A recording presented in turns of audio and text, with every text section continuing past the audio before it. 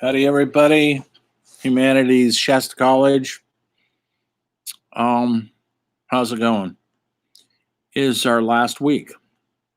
I'll be doing one more lecture on Thursday to wrap everything up, but I'm wrapping it up this evening also. Hopefully you've got your assignments, you're getting your papers in, your journals. It's all due this week.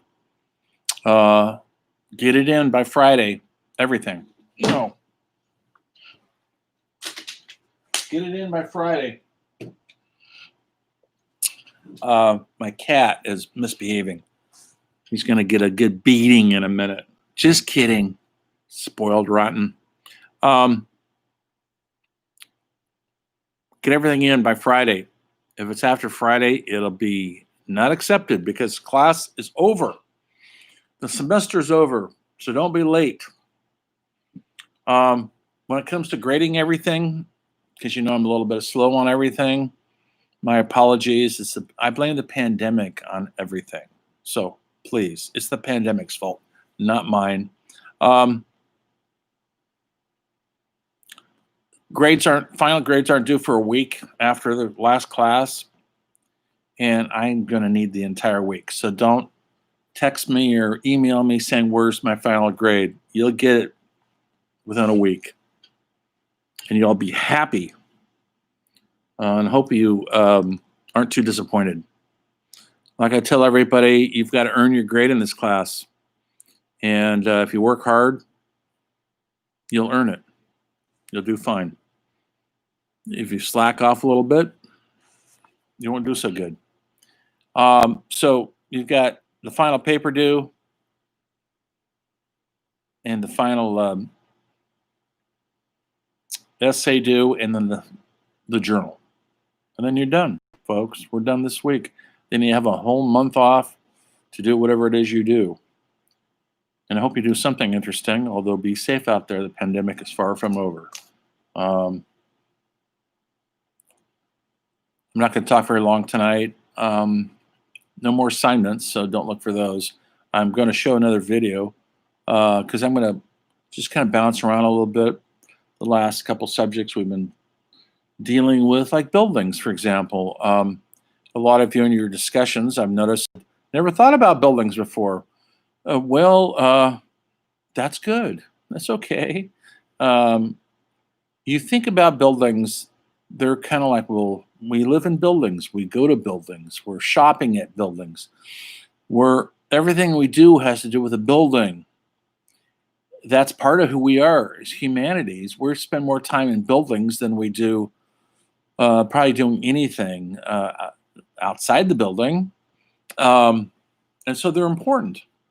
And maybe you found in your discussion that you found an important building that meant something to you. And when I say building, it could be a house, it could be a tree fort, it could be a church, it could be the grocery store. I don't care. But if you say your favorite building, Safeway, I'm going to say, hold on. It's what's in Safeway that you like, because it's just a box. It's not that exciting in there. Anyway, but when you travel the world, and I want you to do that, once this pandemic's over, get your passports ready and start traveling, because I think there's going to be a lot of discounts. Go anywhere. Don't be fussy. Don't just say, well, I only want to eat pasta in Rome. Well, there's a lot of places that have food. Find some place that's cheaper.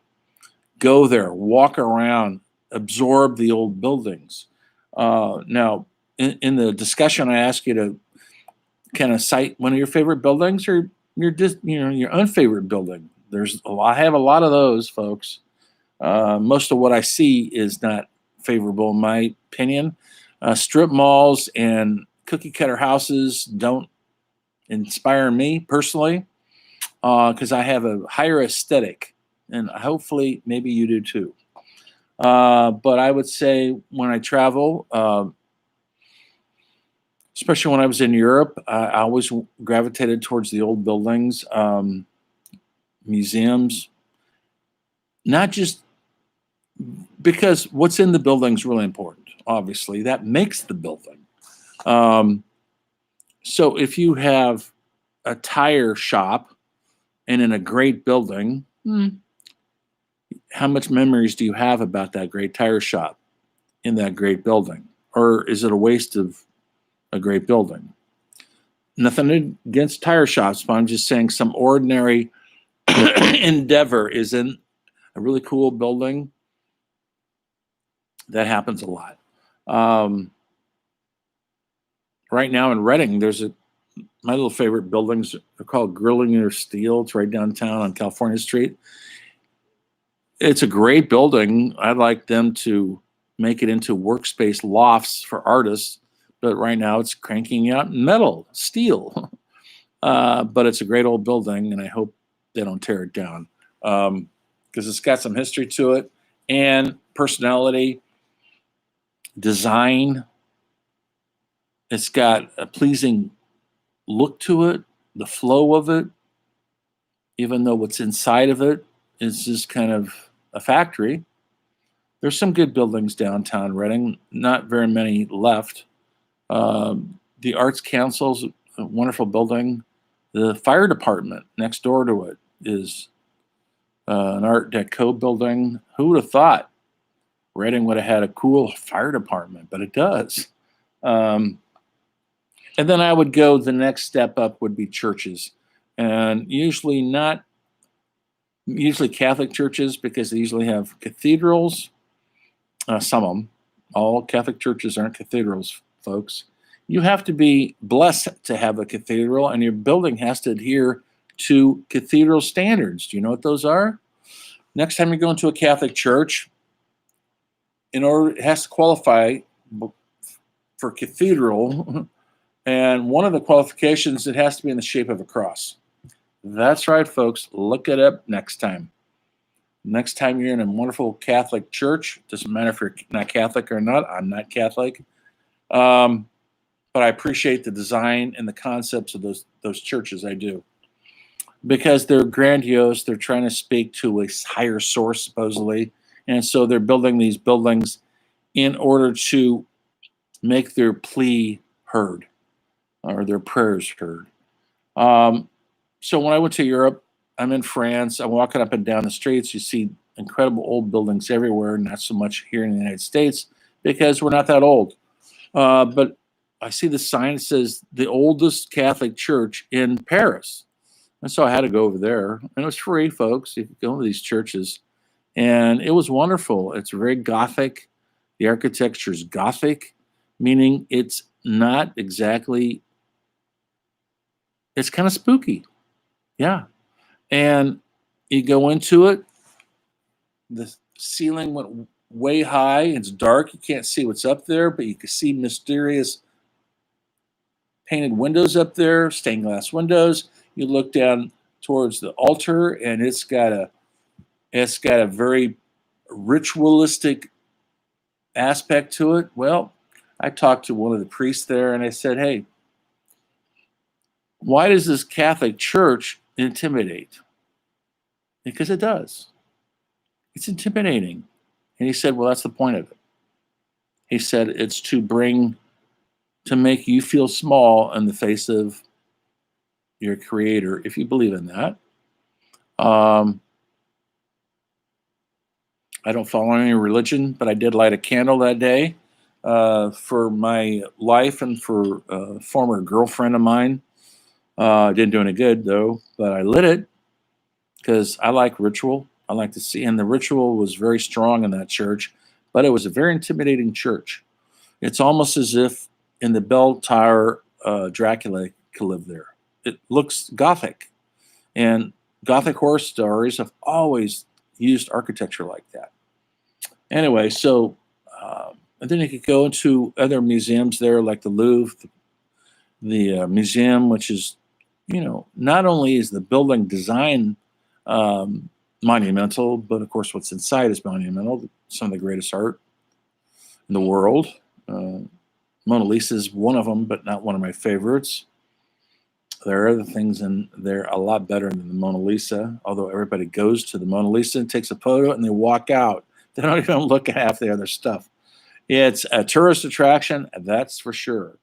Uh, Sometimes you got to go to smaller, out of the way museums to find the real deal, not just the tourist attraction. When I was a kid growing up, San Francisco, I spent lots of time in San Francisco. I love the old buildings and Pier 39 and all that when it was real. And now it's become just a tourist place to go down, buy lousy, cheap food and T-shirts. So it's lost a lot of its charm. But there's still enclaves in San Francisco. North Beach is one of them, which I love because you go there, you go to City Lights bookstore where the great writers hung out, where they wrote, where they drank coffee, where they drank beer next door, Los Suvios, and you really feel the presence of the literary history of San Francisco just in that few square blocks. And then when I lived there, it used to be a big place for strippers. North Beach had Carol Doda's, had all sorts of stripping clubs. It's not so much anymore.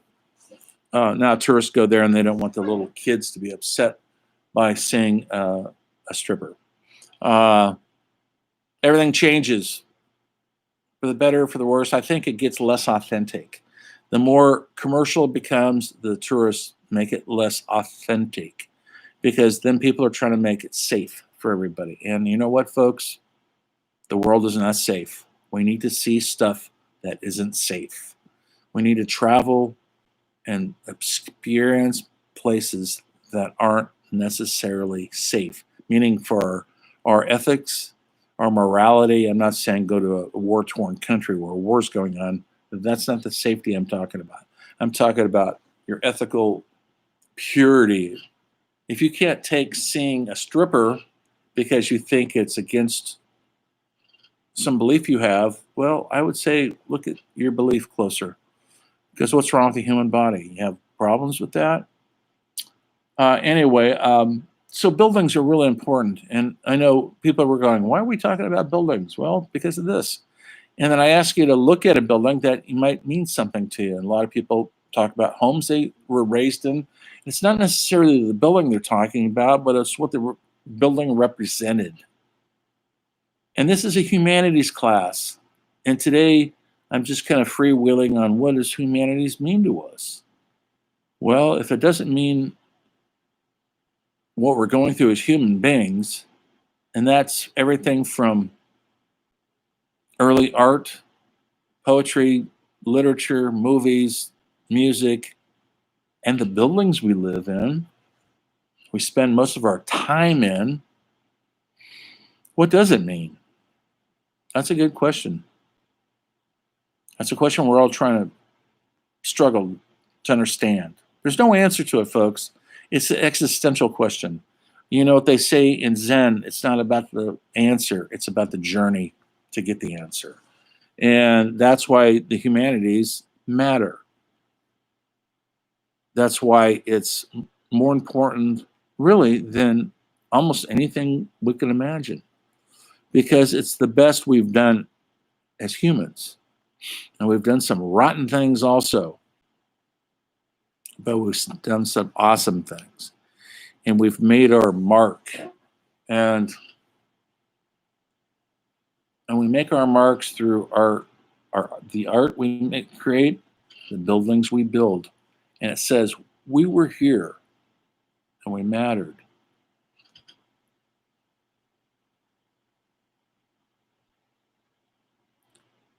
Another thing I like, architecture-wise, would be modern houses.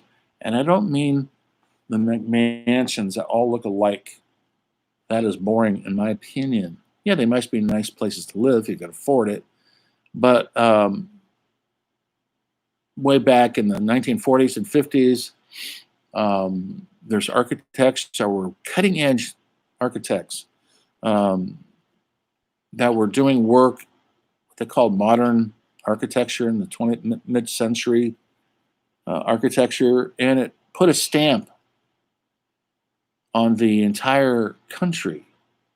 Now, I'm just talking about America now. Architecture elsewhere is different.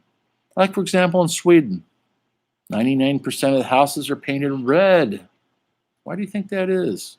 Can you imagine everything painted red? I think it looks great, personally.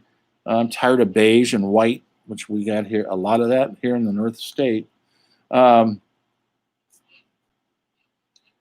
architects, they started working with cement. They started working with glass. They started thinking past the traditional way of building. Flat roofs. If you ever get down to Palm Springs, California, you'll see some great, awesome architecture, mid-20th century architecture. I'm talking about the 40s and 50s, 60s. And it's all very, I'm not sure why we do it. Tell me. Maybe you know. Maybe your dad's a builder. Maybe your mom's an architect. But I know what I like and I know what I dislike. And I dislike just about everything I see because I'm a guy that dislikes everything. But when I like something, I believe in it total. If I like a book, I'm in all the way. If I like a movie, I'm there all the way. I've obsessed with the filmmaker Sam Peckinpah for 50 years, folks. It's not going away. I've been obsessed with Ingmar Bergman, the filmmaker, for many years. It's not going away. Obsessed. I look at their films over and over and over again, and I find out new clues to who we are, why we matter. That's how great their art is. Akira Kurosawa, the great Japanese director, was always exploring, who are we? Why do we matter? And he made 50 movies exploring those themes. Ingmar Bergman, the great Swedish director, said, he made about 45 films in 45 years. That's a lot of fun films, folks. One a year. He used to say all my films are about the same thing. 3 things. It's about love. It's about unrequited love, which is, if you know what that means, it means the love you can't have.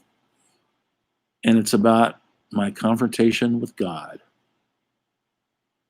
All those movies, he said, are the same thing. Now, when you watch his movies, there's a lot more going on than just those 3 things. But that's fundamentally who he was as a filmmaker, as a writer of those films, as a director of those wonderful actors, few of which are alive anymore. I could say the same thing about Tennessee Williams, the great playwright who wrote Streetcar Named Desire and Cat on a Hot Tin Roof. He said, people said, well, your plays are very similar. And he said, oh, I write the same play. I've just written it 40 times, with different titles. And if you watch his work, there is the Glass Menagerie. There is a theme going through it. People are lost. They're struggling. They're looking for love. They're looking for God. They're looking for their place. That's a lot to write about, folks. Going back and look at painters that we've talked about in this class, from Van Gogh to Pablo Picasso to Andy Warhol. They all were seeking an answer to the question, why do I matter? Why do we matter? Why do we exist? That's what the humanities is all about, folks, the existential question. I am going to assign 2 things. I'm going to assign a brief thing on a key architect in our lives. We have one here in Reading. One of the last films he ever designed is the Pilgrim Church in Reading. There's going to be a little documentary about him. He's probably the most well-known architect, and everybody sort of knows. Maybe heard his name. And then I'm going to assign you a film to watch a documentary. It's only a few minutes long. I'm jumping around today, but that's the way it goes. And the documentary is Robert Rodriguez, that's director. Maybe you know his work. He directed El Mariachi, Desperado, Dusk Till Dawn. He co-directed that. He directed Spy Kids. Maybe you've seen it. Well, he did a great thing after he did his El Mariachi, which he filmed for under $10,000, folks. That's not much money.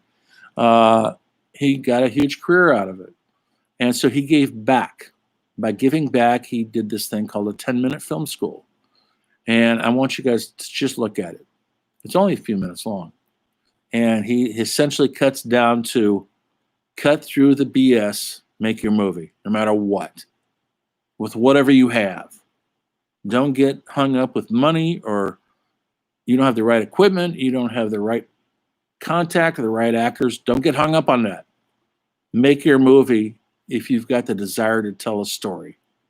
And I know you do, some of you. I know some of you might be writing short stories. I wish you would. I wish we could take this class in under 2 weeks. I'd say write a short story. Why do you matter? Why should we even pay attention to you? Explain yourself. Can you? Are you worthwhile? I think you are. I know you are. You just got to express it. So go look at those two things. It's so funny. The architect, I'm literally forgetting his name. Pardon me. It's so ridiculous. Why can't I think of his name? I'm going to look it up right now on my cell phone.